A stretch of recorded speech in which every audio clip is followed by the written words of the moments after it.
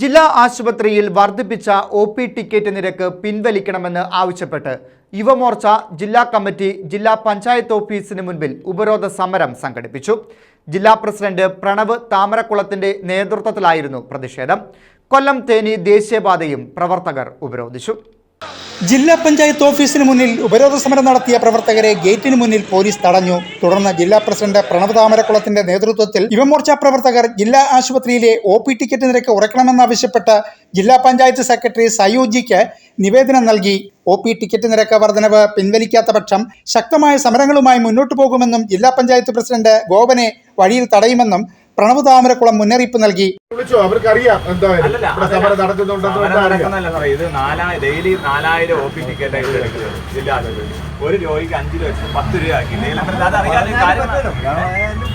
അവരറിയേണ്ട അവസ്ഥ അറിയണ്ടേ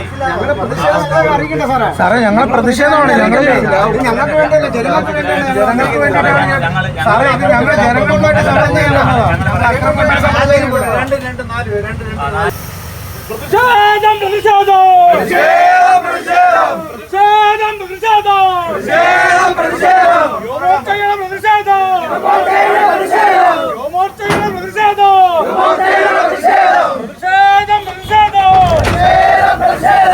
നിവേദനം നൽകിയ ശേഷം പുറത്തെത്തിയ ശേഷം പ്രവർത്തകർ പഞ്ചായത്തിന് മുന്നിലെ കൊല്ലം തേനി ദേശീയപാത ഉപരോധിച്ചു.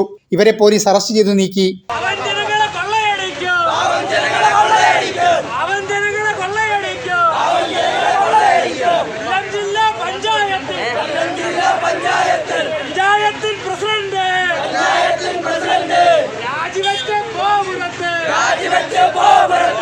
ജില്ലാ കമ്മിറ്റി അംഗം M.S. ലാൽ, യുവമോർച്ച ജില്ലാ general secretary Gopakumar, vice president Sarath Mampuzha, മണ്ഡലം പ്രസിഡന്റുമാരായ Binoy Mathews, Sabarinath, Binu, Jithu, Subeesh, BJP Kacheri area president Dileep, general secretary Kumar, Yuva Morcha general secretary M.S. Adithyan, Yuva Morcha നേതാക്കന്മാരായ രഞ്ജിത അനിൽ, പ്രിയങ്ക, രതീഷ്, സുബി, ഷിബു, ജീവൻ എന്നിവർ പങ്കെടുത്തു. ന്യൂസ് ബ്യൂറോ, കൊല്ലം.